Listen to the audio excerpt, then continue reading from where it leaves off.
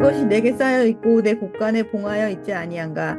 그들이 실족할 그때에 내가 보복하리라. 그들의 환난 날이 가까우니 그들에게 닥칠 그 일이 속히 오리로다. 참으로 여호와께서 자기 백성을 판단하시고 그 종들을 불쌍히 여기시리니 곧 그들의 무력함과 갇힌 자나 노인자가 없음을 보시는 때로다.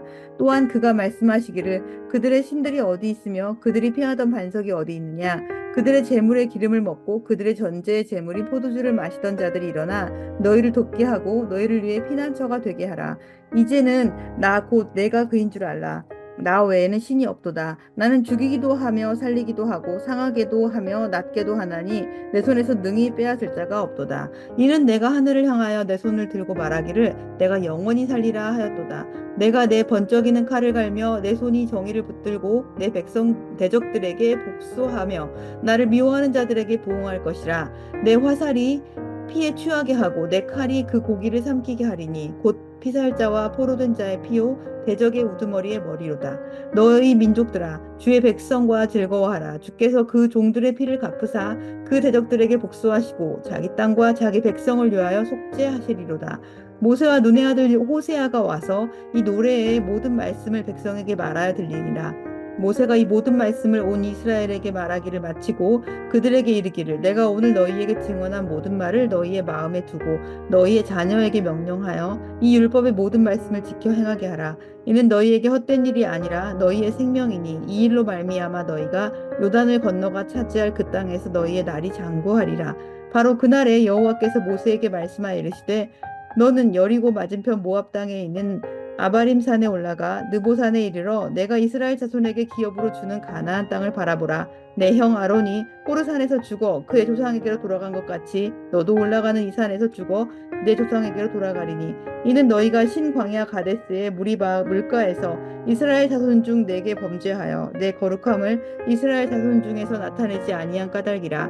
내가 비록 내가 이스라엘 자손에게 주는 땅을 맞은편에서 바라보기는 하려니와 그리로 들어가지는 못하리라 하시니라. 오늘 본문은 모세의 마지막 시간들을 담고 있습니다. 백성들을 향해서 하나님의 모든 말씀을 전하기를 마치고 다시 한번 모세는 강조하고 있습니다. 이 모든 말씀을 너희 마음에 두어라. 그리고 너희 자녀에게도 명령해서 이 율법의 모든 말씀을 지켜 행하게 하라. 라고 선포합니다. 그리고 모세는 느보산에서 저 가나안 땅을 바라보면서 생을 마치게 됩니다. 모세가 약속의 땅 가나안에 들어가지 못하게 되는 바로 그 장면이죠. 이 장면은 우리에게 조금 충격적입니다. 모세가 가나안 땅에 들어가지 못한 이유를 오늘 본문 51절은 신광야 가데스의 무리바의 물가에서 모세가 범죄했기 때문이다 라고 설명하고 있습니다. 하나님의 거룩함을 이스라엘 자손 중에서 나타내지 못했기 때문에 모세는 저 가나안 땅에 들어갈 수 없다라는 내용입니다. 모세는 무리바 또는 르비딤이라고 불리우는 곳에서 하나님의 거룩함을 나타내지 못하고 죄를 범하고 말했습니다. 반석을 그의 지팡이로 두 번이나 탕탕 치는 그 죄를 범했기 때문입니다. 하나님께서는 모세에게 그냥 가서 명하여 물을 내라 이렇게 말씀을 하셨는데 모세는 자신의 지팡이로 바위를 두 번이나 쳤다는 것입니다. 모세의 모든 삶의 행위 중에서 가장 큰 잘못이 바로 이것이다 라고 하나님은 지적하고 있습니다. 사실은 모세에게 지적하셨다기보다는 이것을 듣고 있는 모든 백성들에게 이 죄의 심각성에 대해서 깊이 생각하게 하시려고 이 말씀을 하신 것 같기도 합니다. 가나안을 눈앞에 두고도 들어가지 못하는 거기서 죽게 되는 모세의 모습, 그 모습을 통해서 뭔가 이 사건에 대한 중요한 메시지를 하나님은 백성들에게 던지고 계십니다. 모세가 범죄한 사건은 민수기 20장에 기록되어 있습니다. 동역했던 모세의 누이 미리암이 죽습니다. 모세는 누이를 애도할 수 있는 시간조차 없이 그 백성들의 아우성을 듣기 시작합니다. 백성들은 물이 부족한 땅으로 우리를 인도했다라고 모세에게 아우성치기 시작합니다. 불평하기 시작합니다. 그런 백성들을 바라보는 모세의 입장, 마음이 어떻겠습니까? 정말 이 백성은 불평도 원망도 끝이 없구나. 정말 지긋지긋한 인간들이다. 지금까지 나는 최선을 다해서 그들의 모든 불평, 원망의 소리에 귀를 기울였고 마음 다해서 대처하고 그들을 인도해 왔는데 저들은 물이 없다고 또다시 불평을 하고 있구나. 조금의 성숙도 이루지 못하고 있는 백성들, 믿음은 하나도 없는 듯한 그들의 모습을 보면서 모세는 뭔가 마음이 힘들고 또 예민해지지 않았을까, 이렇게 짐작되어지는 부분입니다. 하나님께서는 그런 모세에게 해결의 방법을 알려주십니다. 지팡이를 가지고 가서 백성들의 목전에서 반석에게 명하여 물을 내라. 이렇게 하나님께서 모세에게 말씀하십니다. 이 하나님의 명령을 잘 들여다보면 지팡이의 용도가 무엇입니까? 회중을 모으는 용도였습니다.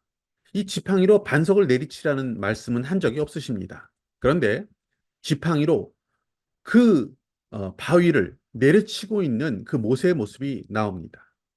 하나님은 지팡이로 반석을 힘껏 내리쳐서 그 바위를 깨뜨려서 물을 내라고 하신 적이 없습니다. 하지만 모세는 누이의 죽음이라고 하는 그 개인적인 큰 아픔 속에 있었고 끊임없이 불평하고 있는 저 백성들을 보면서 분노와 짜증이 치밀어 올랐던 것 같습니다. 모세가 그렇게 하나님의 명령대로 하지 않고 하나님은 지팡이로 바위를 치라고 하지 않았는데 아, 모세는 지팡이로 바위를 치고 거기에서 물이 나오게 하는 그런 장면이 나옵니다. 모세는 백성들에게 하나님의 은혜와 자비하심, 그분의 전능하심이 얼마나 놀랍고 큰지를 생생하게 보여주어야 할 그런 사람이었습니다. 그런 기회를 주셨는데 그 모든 기회를 모세는 허사로 만들고 맙니다. 반석을 두 번이나 내리쳐서 물을 냈습니다. 하나님의 영광을 어쩌면 자신의 것으로, 마치 자신의 능력에서 나온 것으로 만들고 말았던 것입니다. 하나님은 이 사건으로 모세를 가나안에 들어가지 못하게 하셨습니다.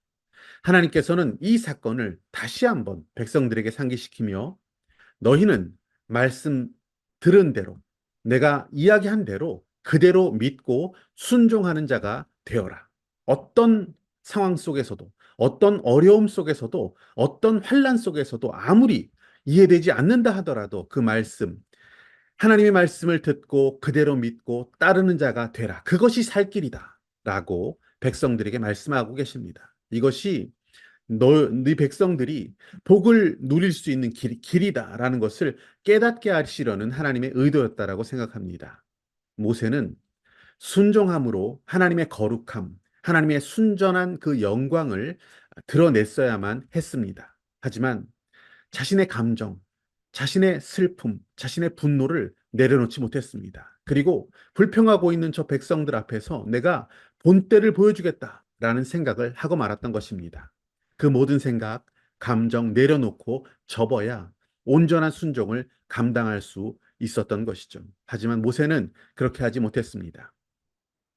여기에서 우리는 모세의 그 불순종의 모습과 순종하신 예수님의 모습을 비교해 볼 수 있습니다. 예수님께서는 너무 억울하신 일도 많았고 섭섭한 것도 또 분노도 슬픔도 아픔도 컸습니다. 하지만 그 모든 감정 내려놓으시고 십자가의 길, 죽음의 길, 그 순종의 길을 묵묵히 걸어가셨습니다. 자신을 고소한 지도자들이 있었습니다. 그리고 조롱하고 있는 백성들이 있었습니다. 그들 앞에서 자신의 힘을 과시하실 수 있었습니다. 그들에게 보복하실 수도 있었습니다. 하지만 예수님의 순종은 그렇지 않았습니다. 아버지의 뜻, 그리고 아버지의 말씀대로만 순종의 길을 걸어가신 주님. 그분은 만 백성을 위한 위대한 구원의 길을 열어주셨습니다. 주님의 그 순종, 바로 우리가 순종해야 되는 이유가 무엇인지를 예수님이 우리에게 보여주신 것입니다.